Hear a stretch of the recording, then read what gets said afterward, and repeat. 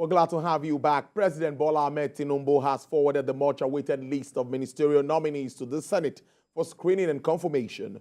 Reading out the names of the 28 nominees at the plenary earlier today, President of the Senate, Senator Godswill Akpabio, said the former governor of Rivers State, Mr. Nelson Wike, and former governor of Ebonyi State, Dave Umahi, special advisor to the president on special duties and communications and strategy, and Mr. Dele Alake, all made the list. According to the letter, the president is expected to forward names of other nominees to make up the national spread as required by the Constitution. 1. Abubakar Momo. 2. Ambassador Yusuf Maitama Chuka, CON. 3. Architect Ahmad Dangiwa. 4. Barrister Hanatu Musawa. 5. Chief Uche Naji. 6. Dr. Beta Edu. 7. Dr. Doris Anite Uzoka. 8. His Excellency David Umahi. 9. His Excellency Ezenwa Nyesom Wike. 10. His Excellency Mohammed Badaru Abubakar, CON. His Excellency Mohammed Badaru Abubakar, CON. 11. His Excellency Nasir Ahmed El Rufai, CON. 12. Right Honorable Ekperikpe Ekpo. 13. Honorable Nkiru Onyechiocha. Onyechiocha.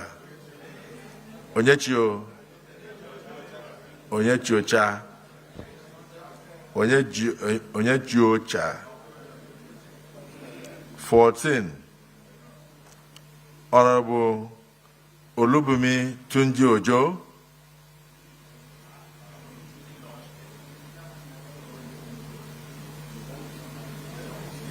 15. Honorable Stella Okotete. President of the Senate there. I have live with me in the studio Mr. Paul Alaje. He is an economist, a senior the partner and senior economist at SPM Professionals to get talking around this. Mr. Paul, of course, when news breaks, we need to get on it immediately. We're to discuss MPC, but now we have the much-awaited list. Let's start with what you've seen in the numbers, 28 of them. What have you noticed when it comes to those that have maybe the economic angle of it, maybe economists in that list? I saw the likes of Mr.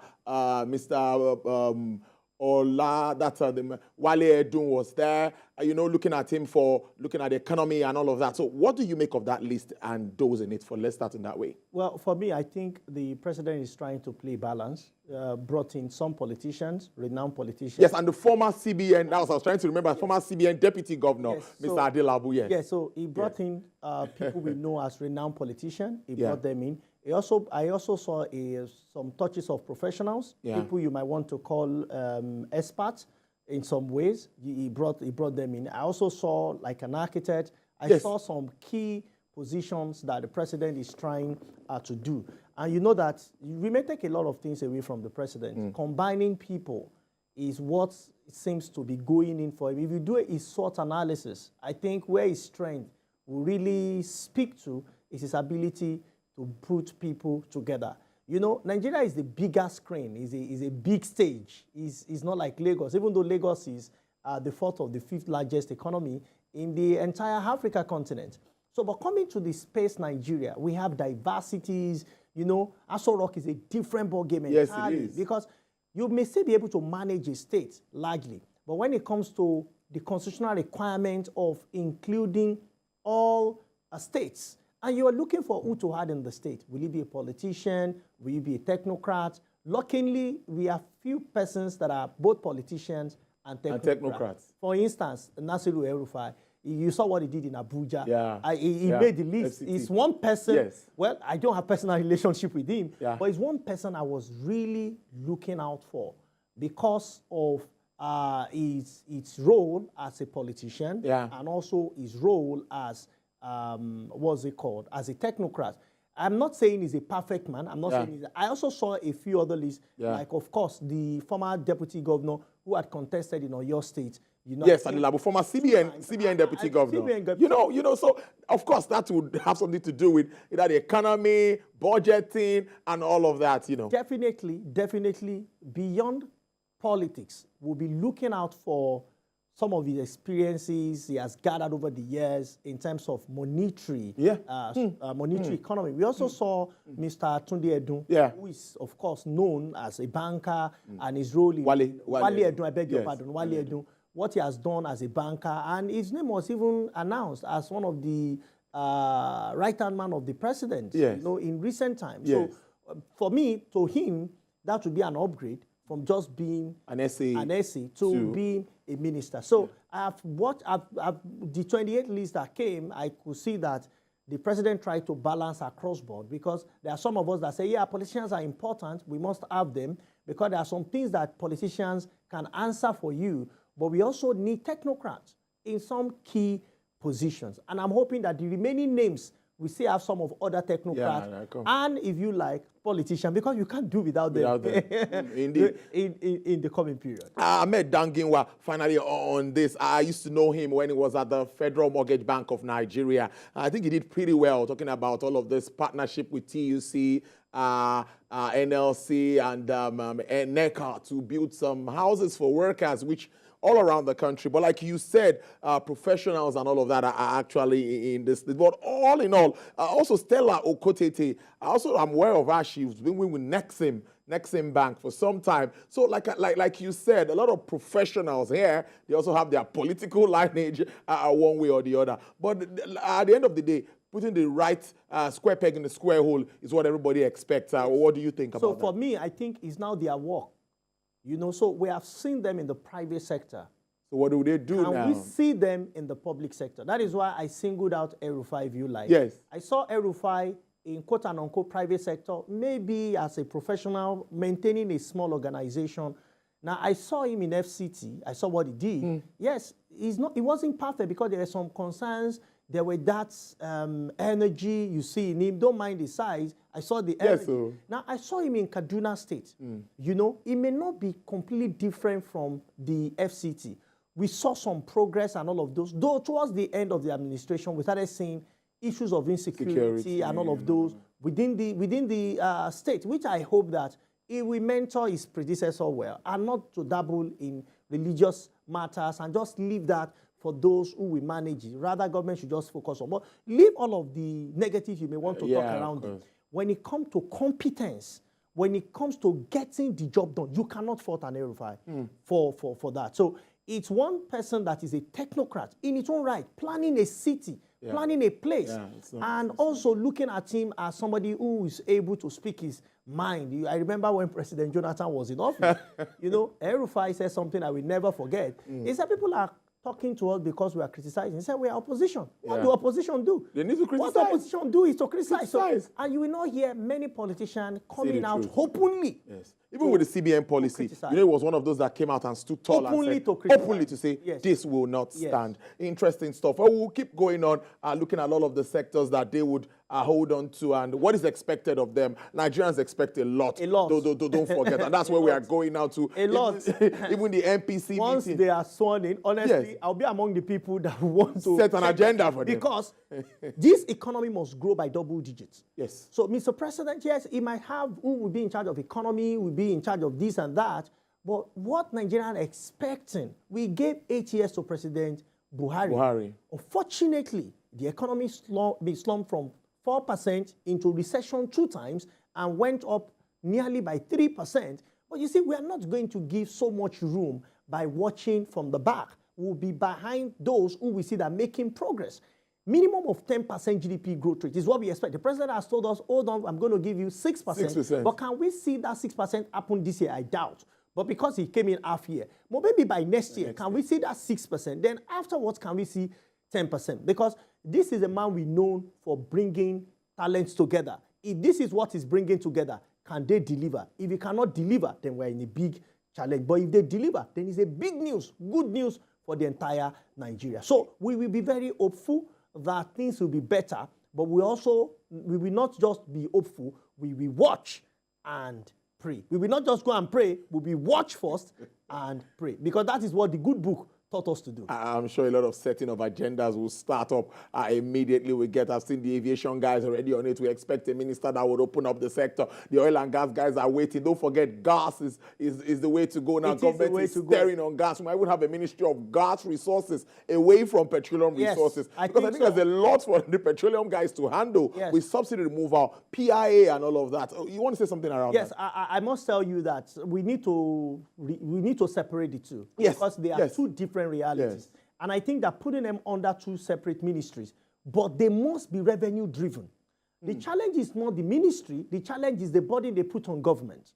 So if you can separate your ministry and look at what some countries are doing successfully by putting, in fact, you know, Corporate Affairs Commission is supposed to be generating not less than 3 trillion naira for Nigeria if it is well managed. If other agencies of government will cooperate, because that is the beginning of a life of an organization. It must be registered either as an enterprise or business name, I would say in Nigeria, or it is a limited liability company. Yeah, we know it can later grow from limited to public.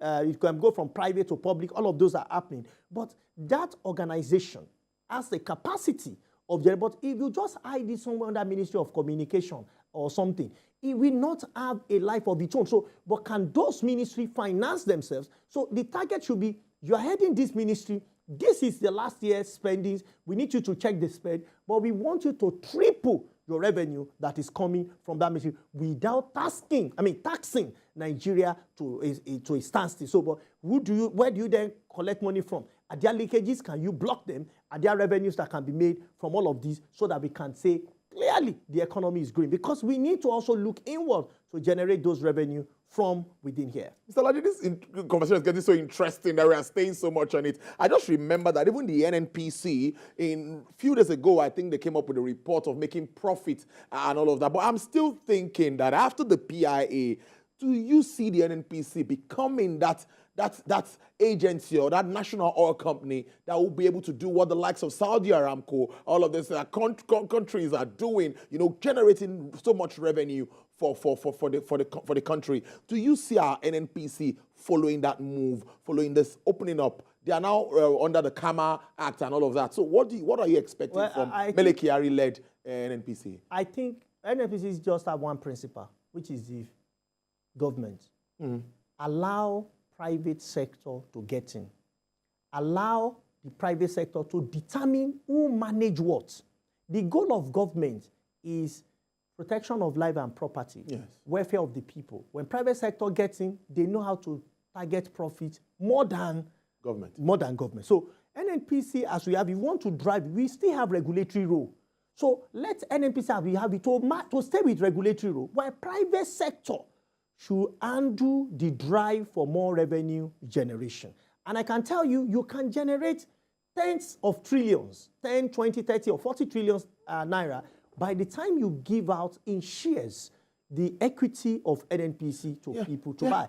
So if we look at all the debt we have, do you know that we can significantly reduce that by working on NNPC being a going concern? Yes, I've seen on paper, I've seen the PIA, but do we still want to run it as partially one leg in government, one leg in the private sector? Look at our power sector, for instance, and I'm really hoping that we're going to have somebody who will come to power and consider all alternatives. Earlier in the year, we've seen the president sign into bill giving empowering states, subnational, to also have more influence in terms of electricity and energy. I'm hoping that we have a minister that will capitalize on that and will not just be waiting for when we generate about 10,000 megawatts, but when it gets to transmission, it collapses. But what other alternative do we have? How much can we get from state? Can we have private individuals even take up estates that are organized and say we're going to use solar or any alternative means of providing power for this estate, for instance, and it can grow from estate to ward, to communities, to local government, and to state. Until we do that, you see, wanting to put everybody in the same basket called the federal power, or what we call the grid. I tell you, the grid is so greedy, and we are carrying it on our head but standing on one leg of the federal government. We need to separate all of these by allowing states and even individuals to come. And the person that will head that agency must be a visionary, must be someone who can convince. And I hope that this defense, we will ask, at least for some key sector of the economy, such as education, health, energy, we can ask questions. You know, I hope feedback. They should be getting feedback and asking questions. So before they are confirmed or otherwise, ask questions. How do you intend to lead? For instance, if you are made the Minister of Power, what would you do differently? If you are made the if you are made the Minister of Finance, what would you do differently? Looking at our imbalance. That's where I'm going. My next question. Just allow me a button now. Monetary policy is something the president came out clearly to say, I'm going to address issues around monetary policy decisions that have been made over time. And we see what's been playing out. And the last MPC meeting, we still saw a slight shift, you know, in that rate at the moment, where already everyone is already complaining what we have on ground. What sort of monetary policy are you looking at? The likes of Mr. Wale Edu now, it was a special advisor on monetary policies. So we are thinking, of course, it might be around that space. What sort of monetary policies do you think we need now? And what sort of synergy do we need from the fiscal side? It shouldn't be like that time where they used to work across purposes at some time. So monetary policy and fiscal policy should be seen this way. Your head and your heart, or your head and your soul. If you carry a soulless head, then it will malfunction. If you carry a soul without head, then it's only going to exist in a realm of its own. It will not be seen. So we need that unison between the fiscal and monetary authority. What we've seen is a marginal increase in NPR on 25 basis points. But you know the truth, we have a stubborn inflation that has currently gone to Ibadan and have climbed to 22nd floor of a cocoa house. Cocoa house is 25 floor, which means, I only said that, figuratively. Yeah, I get. The inflation we battle with today has a potential of getting to 25%. I agree with you. You know, and if it gets to 25%, it's not going to augur well for all of us. So if it's already on the 22nd floor, and it has even left the staircase of 22nd floor, because when you check the last report, it's 22.79. It's getting closer to 23rd floor. Only 2 more floors to go. What must we do? That is why we must say that we must combine energy and effort to fight inflation down. And we must look at, one, the theater of inflation, which is more like theater of war, and you must look at the driver of inflation. What is the driver of inflation today? Is food inflation. Yeah. What must we do? Who is the Minister of Agriculture? Must come up with plan. What is the plan? Because all of the things, remember, President's word is like policy. He wants to achieve 6% GDP growth rate. Yeah. So what do you do when you even achieve that growth rate with high inflation? What you need to do is, how do I use supply side strategy to increase food supply such that when it gets to market and you have more supply and demand is the same, what happens to price? To crash. Because inflation is getting its power from pricing. When increase in price continue to grow, then you'll be having inflation increase. So, but how do you use supply side strategy to combine, to cut the head of inflation down so that it can disembark on the journey of cocoa house, top of the roof of cocoa house is going to, which is 25%. It needs to start coming down. It needs to start coming down. But we may not get it if we are running ministry administratively, just overseeing what is going on in the ministry. That's what I saw with most of the things that government have done in the recent years. I'm not saying now, I'm talking of my study of the last 20 years. Some ministries, we just have administrator to look at it. We're not looking at people who can innovate in those ministries. And look at it, we have over 200,000 core members spread all around the country. Can we deliberately create farms per local government? And look at what, and I'm not saying you must use all these 770-something local government. Even if it's just 300, you want to call your star local government and say, what do these local government have that they have competitive advantage over others? And start to plan those things in 3 months, in 6 months, in 1 year. and start harvesting. You must assure purchase from those people. And you see that it's not only common, but you see youth that will volunteer to work and you pay them about 50,000 or 60,000, whatever minimum wage will be, because the conversation we must have, labor cannot continue to sit on 30,000 minimum wage where you see the realities of today. So how do you find... But that would also affect inflation. It will definitely affect inflation, but how do you also boost productivity? Because you see, most of the time, I did an audit for a state in terms of labor performance, and I saw that, for instance, in a school in that particular state, in a school that has only one mathematics teacher, 2 English teachers, but the local language teacher was about 17. Only from JSS 1 to 3, SSS 1 to 3. So how do you think those public school pupils will compete with their counterpart that come from private, especially organized private schools? So it's a big challenge. Then the governor started saying that, oh, but we only knew that we have teachers. What they were teaching was not known. Even to the Ministry of Education, they were hoping that the principals or whosoever will report to the ministry. You know, we have to start zooming in on some of these activities such that the impact on government will be felt by the people positively. So your agric is very important. Who has that ministry is very important for you to combat inflation. You know why? Because it's the one that decides everything. It's on the steering. We call it the driver of inflation. But where is it happening? It's happening at the urban center. We have a lot of urban poor. That's the theater of inflation. What do we do about the person that we manage infrastructure, person that we manage technology, person that we manage education, person that we manage health? Who are these people? And this is where you now see possibly combination of fiscal and monetary authority interplay so that we can have significant growth in our economy. And of course, inflation, we can beat it. Go back to 1% GDP, 1% single digit. That, of course, is manageable. Because I can tell you, in the last 8 years, that guy have remained double. And we need to do something about it today so that it does not terminate some of the gains we might have made and the value of the currency we all put in our pocket. Mr. Lade, before I let you go, it's not going to be a tea party. You must agree with me. It's not the best time to be a CBN governor or minister and all of that because there's a lot of work to be done. But in your thoughts, if things are done properly as we expect and those decisions are taken, how soon do you see us getting back to, you know, that beautiful trajectory? Okay, so for me, I'm looking at 2 to 3 years if decisions are taken correctly. So you have seen monetary authority have signaled that we are not going to start returning interest rates. We have signaled we want to even hike rates. But we now need fiscal authority to counterbalance what monetary authorities have done. But we have not seen that yet.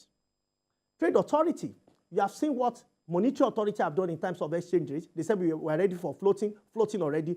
We have seen what monetary authority again have done in terms of hike and interest rate of MPR, increase on 25% basis point. But what we have not seen is trade authority.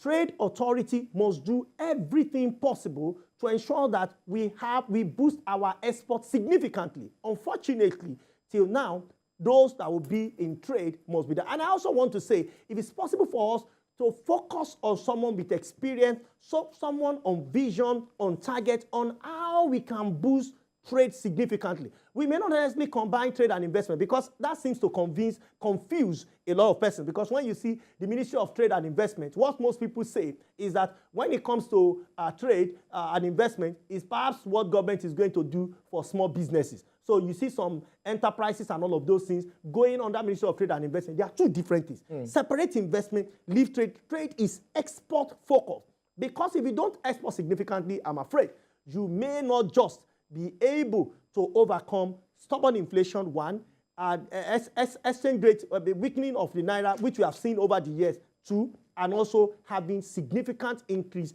in your GDP. But I hope that in this ministerial list, I heard that more lists are still coming. We're going to get someone who will head that ministry. We not just play supervisory role, which is important, I hope that will be done, but someone who will actively engage and ensure that the system is able to multiply what we are doing now.